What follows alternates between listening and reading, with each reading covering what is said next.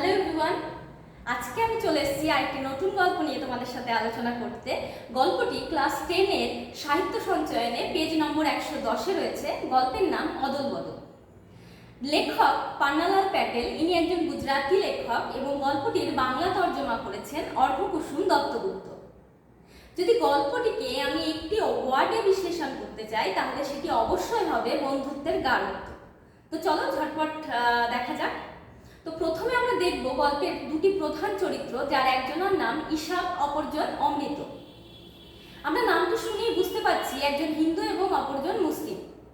গল্প শুরুটি হয়েছে এইরকম ভাবে, যেখানে আমরা দেখব হোলির দিনের পরন্ত বিকেল এবং ঈশাব ও অমৃতর মধ্যে বেশিরভাগটি মিল, শুধু অমিল একটি জায়গাতে, সেটি হচ্ছে ঈশাবের শুধুমাত্র বাবা আছে আর অমৃতর মা বাবা ছাড়াও 3 ভাই।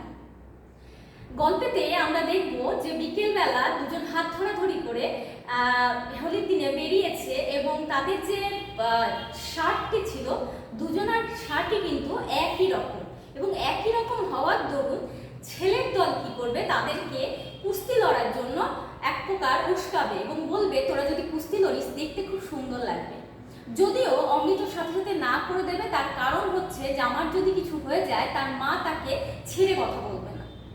অন্যদিকে আমরা দেখব কথোপকথনের মাঝখানে হঠাৎ করে একটি ছেলে দল থেকে বেরিয়ে আসবে, তার নাম কালিয়া। সে অমৃতর হাতটা ধরে টেনে নিয়ে যাবে কুস্তি লড়ার জন্য এবং অমৃত সেটিকে ছাড়ানোর জন্য ব্যতিব্যস্ত হয়ে পড়বে।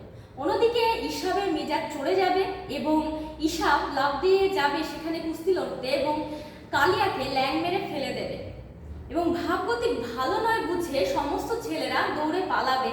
অমৃত ঈশাবও চলে আসবে এবং গলির মাঝখানে তারা হঠাৎ করে দেখতে পাবে যে ঈশাবের জামার পকেটের 6 ইঞ্চি মতো ছিঁড়ে গেছে। সেই সময় অমৃতর মাথার মধ্যে একটি বুদ্ধি আসবে এবং তারা তাড়াতাড়ি তাদের জামা পাল্টে নেবে। ঈশাব তখন জানতে চাইবে যে তোকেও তো বাড়ি থেকে বকা দেবে, এটা কেন করলি? তখন অমৃত বলবে যে বকলেও আমার কে বাঁচানোর জন্য আমার মা আছে। এরপর আমরা দেখব তারা বাড়িতে ফিরে এলে অমৃত আর মা একটুখানি চোখ রাঙানি দিলেও তার জামাটি নিয়ে ছেঁড়া জায়গা রিফু করে দেয় এবং যেহেতু হোলির দিন ছিল তারা বেঁচে যায়। তারা পুনরায় আবার বাজি পোড়ানো দেখতে বেরোয়। সেই সময় তাদের এই জামা পাল্টানোর ব্যাপারটি একটি ছেলে দেখে ফেলে এবং সে তাদের যে আনন্দ সেটিকে ভঙ্গ করার জন্য অদল বদল বলতে থাকে। দৌড়ে তখন ঈশাব ও অমৃত বাড়ি চলে আসে এবং সেই সময় দাওয়ায় বসেছিল ঈশাবের বাবা। তিনি তাদেরকে ডাকেন এবং বলেন যে কি হয়েছে এবং সেই সময় অমৃত ঈশাব কিছুই বলতে চায় না। আর তাদের এই জামা অদল বদলের ব্যাপারটা লুকিয়ে এক প্রকার ঈশাবের বাবা অর্থাৎ পাঠান তিনি দেখে ফেলেন এবং তিনি বাড়ির দাওয়াতে হুকু খাচ্ছিলেন। সেই সময় ঈশাবের মাকে উদ্দেশ্য করে বলেন যে বাহালি বৌদি, আজ থেকে আপনার ছেলে আমার। তখন ঈশাবের মা হেসে ফেলে এবং বলে যে আপনি একজন ছেলেকেই সামলাতে পারছেন না, অপরজনকে নিয়ে কি করবে? তখন ঈশাবের বাবা বলেন যে আপনার মতো ছেলে যদি আমি পাই তাহলে পরে আমি আরো 21 জনকে পালন করতে রাজি আছি।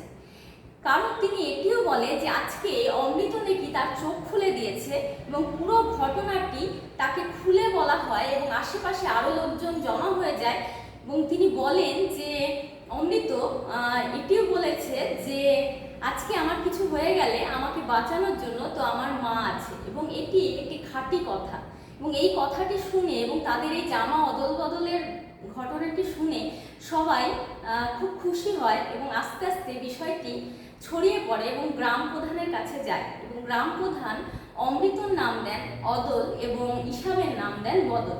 এইভাবে আস্তে আস্তে আমরা দেখব যে আকাশে বাতাসে অমৃত ঈশাবের নাম ছড়িয়ে পড়ে অদল বদল বলে। আর এখানেই কিন্তু এই গল্পের নামকরণের সার্থকতা। তো এই বলে আমার গল্প শেষ করছি।